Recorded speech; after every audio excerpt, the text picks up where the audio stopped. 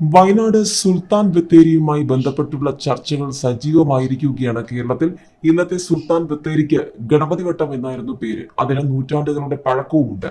ടിപ്പു സുൽത്താൻ ഇവിടെ എത്തി താവളവും ആയുധപുരയും സ്ഥാപിച്ച് പിന്നെയും കാലങ്ങൾ കഴിഞ്ഞാണ് ഗണപതി വട്ടം സുൽത്താൻസ് ബാറ്ററിയും ബത്തേരിയും ഒക്കെയായത്. ടിപ്പുവിന്റെ വരവിന് നൂറ്റാണ്ടുകൾക്ക് മുൻപേ കുറുമ്പനാട് രാജവംശത്തിന്റെ കാലം മുതൽക്ക് ഇന്നത്തെ ബത്തേരി അറിയപ്പെട്ടിരുന്നത് ഗണപതി വട്ടം എന്ന് തന്നെയാണ്.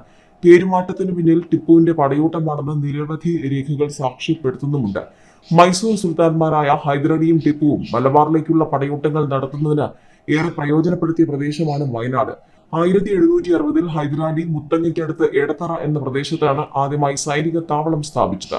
പിന്നീട് 1766 ശേഷം മൈസൂർ സുൽത്താന്റെ സൈന്യം മലബാറിലെത്തി ചിറക്കൽ, കോട്ടയം, കടത്തനാട് എന്നീ നാട്ടുരാജ്യങ്ങൾ ആക്രമിക്കുകയും ചെയ്തിട്ടുണ്ട്. പിന്നാലെ 1781 ഹൈദരാലിയുടെ മകൻ ടിപ്പു വയനാട്ടിലേക്ക് എത്തുകയും തന്റെ സമ്പത്ത് വർദ്ധിപ്പിക്കുക എന്ന ഉദ്ദേശത്തോടെ മലബാറിലെ തന്നെ വിവിധ രാജ്യങ്ങളും പേരുകേട്ട തറവാടുകളും ക്ഷേത്രങ്ങളും ആക്രമിക്കുകയും കൊള്ളയടിക്കുകയും ചെയ്തിട്ടുണ്ട്. ഈ ആക്രമണങ്ങളോടനുബന്ധിച്ച് അനവധി പേരെ മതപരിവർത്തനത്തിന് ഇരയാക്കുകയും ചെയ്തു. ആക്രമണങ്ങൾക്കെല്ലാം ടിപ്പു ആസ്ഥാനമാക്കിയത് ഗണപതി വട്ടമായിരുന്നു. ഗണപതി വട്ടത്തിന് സമീപം ഉണ്ടായിരുന്ന കിടങ്ങനാട് ജൈനക്ഷേത്രം ആക്രമിച്ച് കീഴടക്കി ക്ഷേത്രവും ക്ഷേത്രത്തിന്റെ പരിസരവും ആയുധപുരയാക്കി മാറ്റുകയായിരുന്നു. ഇവിടെ വെടിമരുന്നുകളും ആയുധങ്ങളും സൂക്ഷിച്ചു. അങ്ങനെ സുൽത്താന്റെ ആയുധ കേന്ദ്രം എന്ന നിലയ്ക്ക് ബ്രിട്ടീഷുകാർ ഗണപതി വട്ടത്തിനെ സുൽത്താൻസ് ബാറ്ററി എന്ന് വിളിക്കുകയും കാലക്രമേണ സുൽത്താൻ ബത്തേരി ആവുകയുമായിരുന്നു.